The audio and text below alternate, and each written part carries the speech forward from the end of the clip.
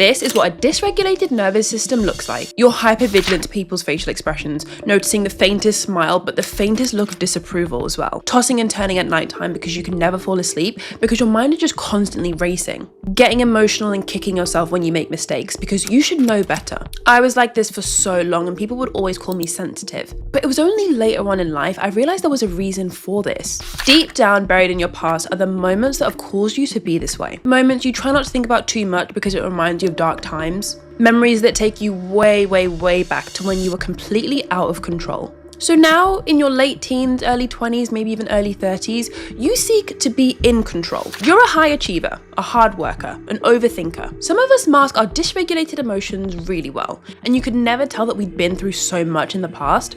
This was me for the longest time. Throughout medical school, I made sure to present myself as the put-together girl boss, hyper-productive person that would smash every single exam. It's only now that I've realized, after reading this life-changing book, that I've realized I wasn't hyper-productive out of choice. I was hyper-productive out of survival. What if I told you you don't have to be in fight or flight? You don't have to be in survival mode. You don't have to put pressure on yourself to get everything right. You can live a life of ease where you actually work smart and not hard.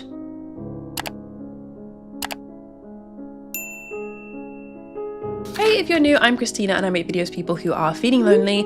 If you're a people pleaser, overachiever, overthinker, over anythinger, you're in the right place. You might have clicked on this video and be like, what the hell is a nervous system? This book that I've read describes it in a super detailed way, going into all the different parts of your brain, and it was really complicated. But from what I gather, your nervous system is essentially just the control center of your body. So take the scenario, right? You're gonna go on a first date, you're planning your outfit, you guys have arranged a time, you're getting ready to go out. Your nervous system, you have two parts. You have the sympathetic nervous system and then the parasympathetic nervous system. The way I like to think about it is the sympathetic nervous system speeds everything up. It's a bit like a gas pedal. Like when you're driving a car, you press the gas, it like makes you go faster. It accelerates things. So I like to call it Sonic the Hedgehog, but your parasympathetic nervous system slows things down. It's kind of like the brake pedal. When you're driving a car, you need to go fast, but also slow down. So on a date, you're going to have moments where you get a little bit nervous, you get a little bit sweaty, you're kind of like arriving, you're worried about being late. That's probably when your sympathetic nervous system kicks in. Anytime you feel like your heart racing, palms are sweaty, you're getting anxious, your mind is racing, you're thinking of things to do, that's your sympathetic nervous system. That's Sonic the Hedgehog. And that palm sweaty nervousness feeling is essentially your fight or flight response. Versus on the other hand, say you're kind of on the date, things are going well, you're chatting, you're laughing, you've had a big bowl of pasta, you're kind of like relaxed a little bit more. That's your parasympathetic nervous system. And because it does slow things down, it makes you more relaxed. I like to call it Peter the Panda. Because if you imagine a panda, it's quite a chilled animal. They're kind of just there. They're just kind of relaxed, eating bamboo. The goal isn't to say you want to always be in your parasympathetic, your Peter the Panda. Like you don't always want to be relaxed, because if you had a car with only a brake pedal, you just wouldn't go anywhere. The problem is for a lot of anxious people like me, like who I was before, people who stress over the tiniest things are in constantly a state of just overwhelm and flustered and feel like they're just constantly on the brink of burnout. You're probably the sort of person where your sympathetic nervous system is in control constantly. So now I want to talk about what happens when that goes wrong. Imagine you're getting ready for the date, you've put your makeup on, you've headed out the door, you've got plenty of time to arrive, you've called a cab, and you're wearing like a nice summery dress. Imagine now, you're like walking to the restaurant, right? And all of a sudden you sneeze and you have that like, oh no moment. You know, as a girl, the girls will know what I mean. You know when you sneeze and you're like, oh, is this the time? Is today the day? Is it today? You're wearing white. You don't even want to look. You don't even want to go to the bathroom. You know your outfit's ruined. You're kind of just like, right, okay, what do I even do?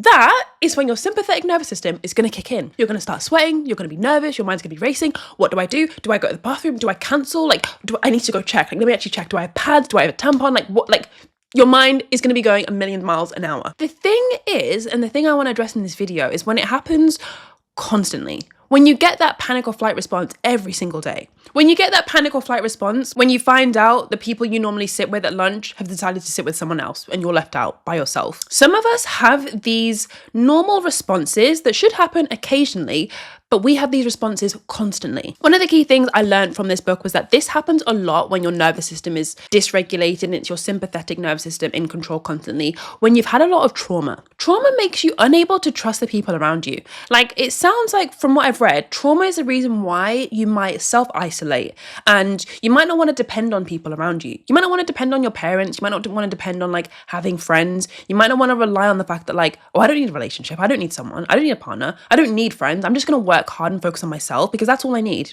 And the reason why people that have had trauma are constantly in this dysregulated state where they're constantly having fight or flight responses and constantly in the sympathetic nervous system is because if you're a trauma survivor, your brain can't actually perceive threats accurately. Like, you actually can't decipher what is a literal threat and what isn't. Like, your mind just sees everything as a threat. And so when you live a life that's pretty normal, you're going to school, you're going to work, you're just living life, you're seeing friends, you're seeing family, you're surrounded by non-threatening situations and scenarios, but you see all of them as threatening. This resonated with me a lot because when I think back to when I was 19, 20 in med schools, trying to study for all my exams and juggle like navigating a new social life when I was very new to socializing, it really did felt that way. It really did feel like everything is a threat. If you've had a part of your childhood, adolescence, early 20s, where you felt some awful emotions, whether it be bullying or a toxic relationship, toxic parents, if you felt awful, like genuinely, if you felt that super deeply, what he talks about is the fact that you actually just switch off your emotions. If feeling is the problem, you choose to never feel again. I was talking to someone about this recently, about the concept of like being the eldest child and feeling like you have to raise yourself because your parents are too busy to raise you. And I think we were talking about the fact that sometimes just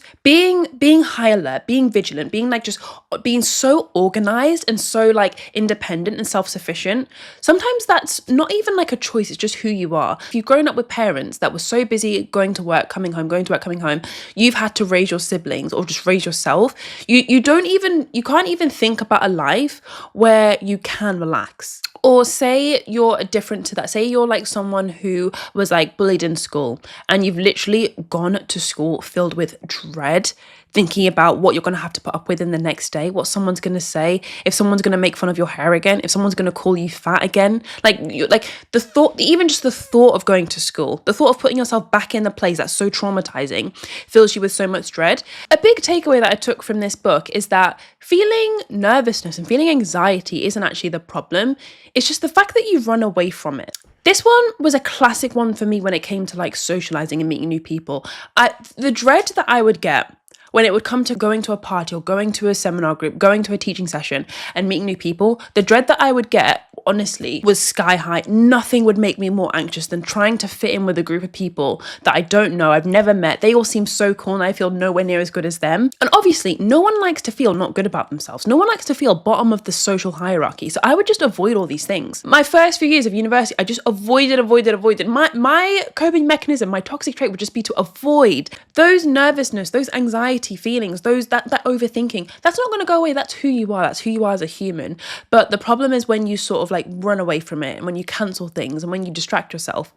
That's actually the problem. When it comes to reprogramming and becoming a bit more relaxed and feeling like you're not overwhelmed and being suffocated by life, you're not surviving in life, you're actually thriving. It's not the same as other areas of your life where the level of intellect and podcasts that you read, the books that you read will all add up and make a difference. When it comes to your emotions and regulating your nervous system, this isn't actually a game of intellect, this is actually a game of emotions. Because bear in mind, throughout the whole video, I've been talking about sort of feelings of overwhelm and burnout, anxiety, nervousness, shame, dread, guilt. Like, these are all feelings. The biggest thing I've taken away from this book is like you can't get yourself out of feeling overwhelmed and stressed in life through like consuming every podcast and book under the sun and trying to make your life more hyper-productive because, if I feel overwhelmed, let me just be more productive and then things will get better. Let me just make myself more organized, then things will get better.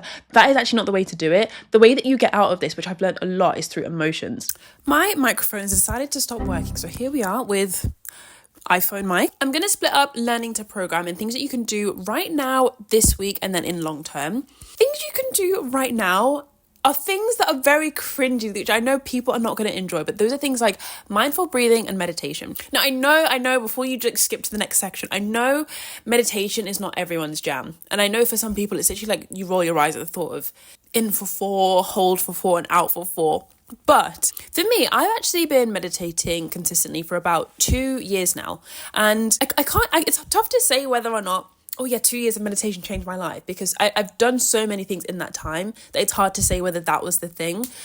I think it's more it contributed to changing my life. Like, if I had to give someone a recipe for do these things, you'll become so much more confident in yourself. You'll become so much more free from your mind and the anxiety that's ruling your life right now, if I had to give you a recipe for things to do, meditation would absolutely be on that list. Things you can do this week to help you reprogram your nervous system are things like exercise and yoga. Essentially, he talks so much, he spent a whole chapter talking about the fact that movement helps you to regulate your nervous system. This is a new one for me because I've always been someone that does yoga. I went to a yoga studio for a really long time at uni, which I absolutely loved.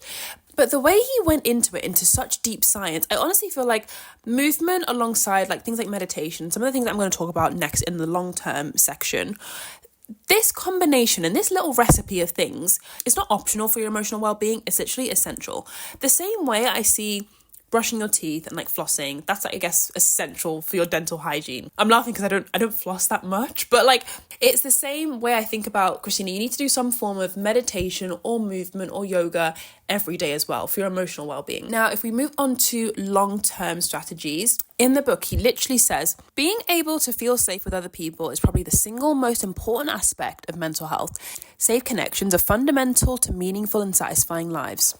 Being able to feel safe around other people is the single most important factor for mental health. That blew my mind. Essentially, in the long-term strategy, and to close off this video, I wanted to talk about the importance of community. What's sad is even though it's the single most important aspect for good mental health, feeling safe around other people, community, feeling like you can open up, safe connections, meaningful connections, the things that he said, not everyone has equal access to that, which is the thing that makes me sad, and it's tough to give advice on it. The advice I would give to someone who feels this way though is that connection and feeling like you bond with someone is one of those weird things where you do have to go first.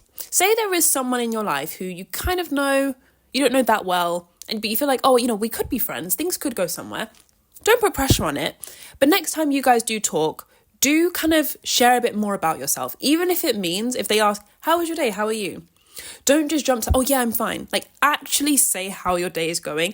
That for me it's always like my biggest conversation starter. And that is my time to yap. Like I'm such an open book nowadays. And I think that's quite different to who I was before, where I'd actually felt, because I felt quite alone, I felt quite guarded and like I had to hide. If this resonated or was helpful, please let me know what you think in the comments. I love reading your comments and hearing from you guys. If you enjoyed this video, I'm sure you'll really enjoy my You Don't Need Self-Improvement, You Need Self-Acceptance video, which is kind of along a similar but different vein. Definitely give that one a watch if you've made it to the end of this video. Thank you so much for watching, and I'll see you in the next one. Bye.